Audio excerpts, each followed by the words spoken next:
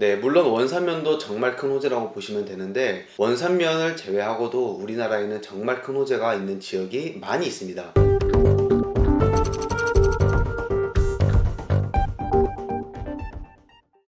안녕하세요. 페어에듀에서 기초반 강의를 담당하고 있는 기상입니다.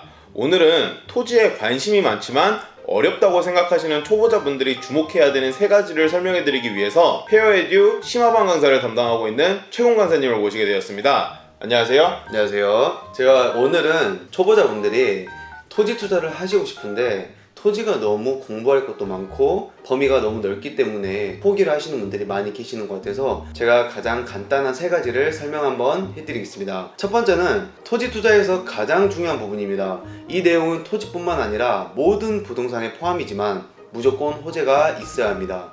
말 그대로 내가 투자하려고 하는 토지의 주변에 개발 계획이 있어야 투자를 해도 좋다는 이야기입니다. 한 가지 예를 들어볼게요. 만약 도로가 없는 맹지에 투자를 한다고 해도 그렇다고 맹지가 좋다는 내용은 절대 아닙니다. 차라리 호재가 있는 맹지에 투자를 추천드리겠습니다.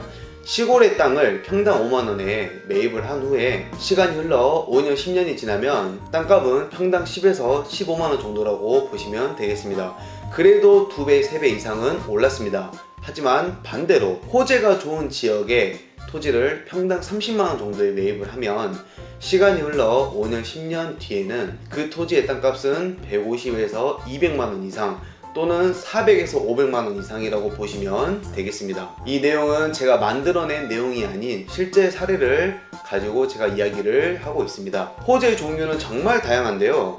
교통은 중요한 고속도로가 개통이 되는 신설 IC 주변에 있는 토지 또는 신설역이 생기는 역세권 토지 또는 추가적으로 대기업이 들어오는 주변 토지, 평택을 보시면 삼성이 100조 원을 투자를 해서 평택의 지역 자체가 변화가 생겼습니다.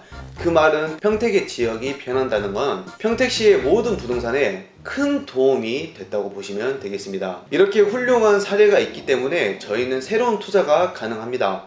경기도 용인시 처인구 원산면을 보시면 지금은 시골 그 자체입니다. 하지만 SK하이닉스에서 무려 삼성이 평택에 투자한 100조 원보다 20조 원이 더 많은 120조 원을 투자한다고 발표를 했습니다. 그 당시에 원산면에 있는 땅값이 바로 4배, 5배까지 상승을 하면서 모든 토지 주인들은 큰 수익을 얻고 있습니다. 추가적으로 지금 투자를 하셔도 아직 늦지 않았습니다. 저희 수강생분도 올해 초에 경기도 용인시 처인구 원산면에 있는 토지를 경매를 통해서 낙찰을 받았습니다. 일반 매물을 매수를 하고 싶어도 현재 원산면 자체는 토지거래 계약에 관한 허가구역으로 지정이 되어 있어가지고 거래를 할 수 없습니다. 하지만 경매는 상관이 없기 때문에 입찰을 하셔서 낙찰을 받으시면 되겠습니다. 이렇게 내 토지 주변에 무언가 개발이 계획되어 있으면 정말 좋습니다. 그렇다고 대규모 개발 계획만 추천드리는 건 아닙니다.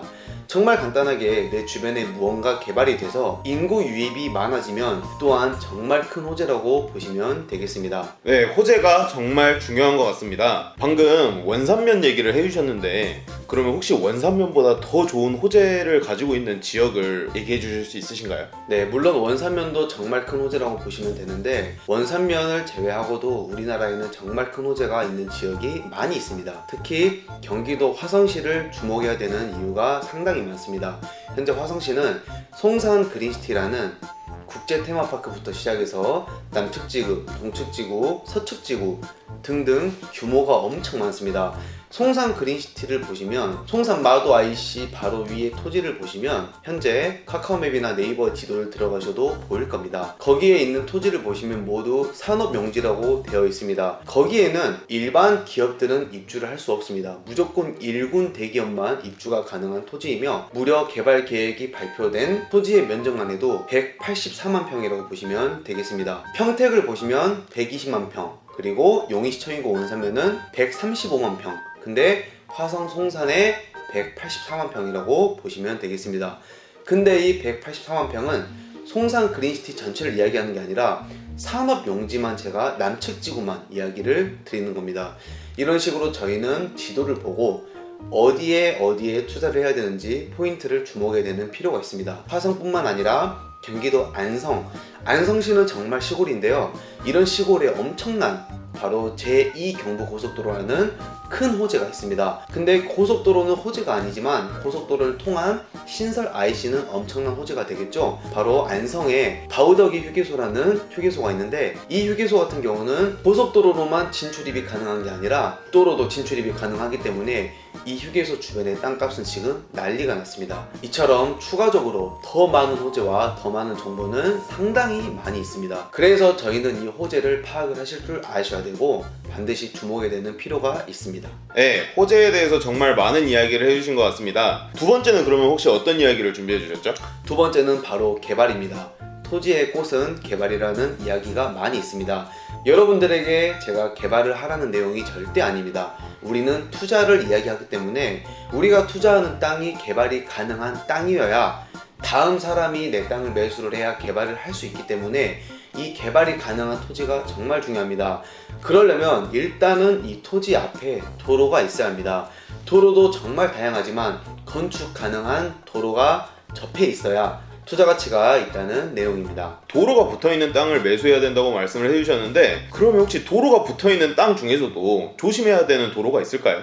당연히 있죠. 이게 시골에는 정말 사건 사고가 많이 있습니다. 어떤 게 있냐면 현지 부동산 말만 믿고 이 토지에 내가 집을 짓기 위해서 토지를 매수했습니다. 매수했는데 다음에 건축을 하려고 했는데 내 앞에 있는 도로의 소유자가 개인입니다. 개인이면 이제 해당 지자체 건축가나 담당 부서에서는 앞에 필지가 개인 땅이기 때문에 이 개인 소유자의 토지 사용 승낙서를 받아오라는 황당한 이런 답변을 받게 됩니다.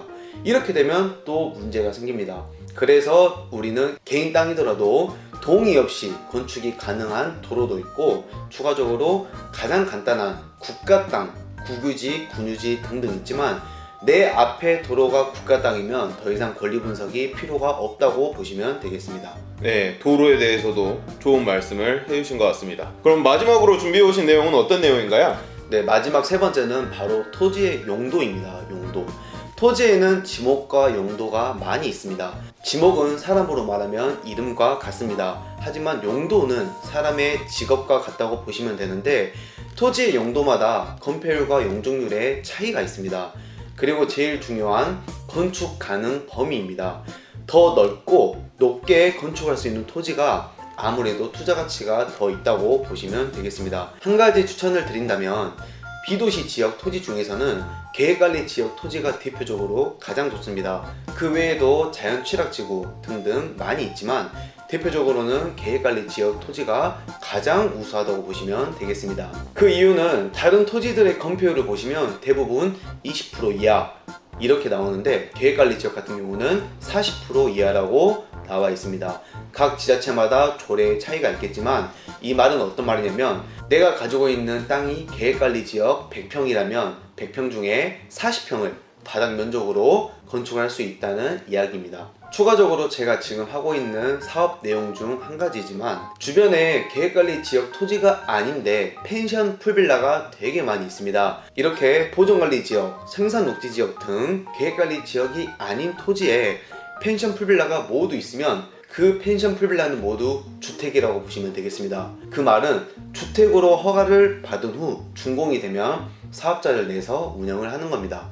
그러면 지금 이렇게 주택 규제가 심한데 또 주택으로 내가 취득을 하는 셈이 되는 겁니다. 근데 반대로 계획관리 지역 또는 도시지역의 자연녹지 같은 경우는 우리가 애초에 처음부터 숙박시설로 허가가 가능하기 때문에 주택수에 포함이 되지 않기 때문에 가장 큰 메리트라고 보시면 되겠습니다.